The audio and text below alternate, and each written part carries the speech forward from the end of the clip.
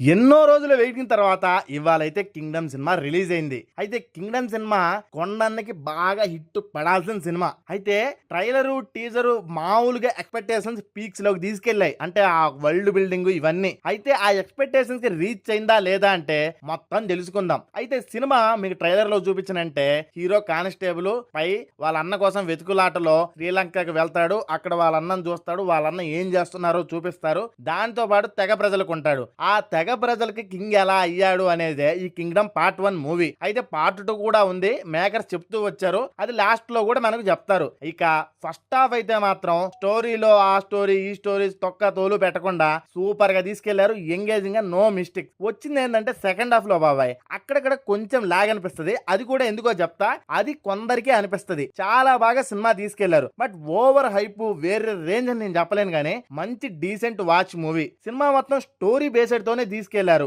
అన్న కోసం వెతుకులాటలో తెగ ప్రజలకి కింగ్ ఎలా అయ్యారు, ఈ స్పై ఇవన్నీ మిక్స్ చేసుకున్న ఒక మెయిన్ స్టోరీ ప్లాట్ బాబాయ్. ఇక స్టోరీ స్క్రీన్ పై బాగుంది కానీ సినిమా మొత్తం చూసాక ఒకటి తక్కువైంది అనే ఫీల్ అయితే మనకు వస్తా ఉంటది. అండ్ అక్కడక్కడ బోర్ కొట్టిన Kondanna acting and Satyadev villainism Venkatesh మొత్తం నెక్స్ట్ లెవెల్ లో తీసుకెళ్లారు. ఇక సినిమాలో చాలా లేయర్స్ అయితే 1 by 1 బెలే తీసుకెళ్లారు. లుక్ వైజ్ అన్ని భలే ఉన్నాయి. అసలు కొండన్న తన ప్రాణం పెట్టి చేశాడనేది మీకు కళ్ళ ముందు స్టాంప్ గుద్దినట్టు కనపడతా ఉంటది. సత్యదేవ్ క్యారెక్టర్ కి చాలా మంచి స్కోప్ ఇచ్చారు బాబాయ్. ఓవరాల్ గా సత్యదేవ్ గురించి చెప్పేదేమింది, వాంచి పడేశాడు. ఇక విలన్ వెంకటిజం అందరూ చాలా నీట్ గా దుమ్ము లేపారు. ఆ వరల్డ్ బిల్డింగ్ అన్ని భలే సెట్ చేసుకుంటూ నీట్ గా step by step story plot గా తీసుకెళ్లాడు. బాగున్నాయి. అయితే పార్ట్ 2 కి ఇచ్చిన స్టోరీ స్కోప్ బాగా ఎక్కువ ఇచ్చారు బాబాయ్. ఇక కింగ్డమ్ పార్ట్ 1 మంచి ఫీల్ అయితే ఇచ్చింది. నేను ఇంకా చాలా చెప్పాలని ఉంది కానీ ఇస్తే స్పాయిలర్ అయిపోద్ది. ఇక ట్రైలర్ లో ఏం చెప్పామో సినిమాలో నేను చూశాక అదే చెప్తున్నా. మళ్ళీ ఎక్కువ చెప్పి మీరు సినిమాకి పోయేలాగా ఉండాలి కదా.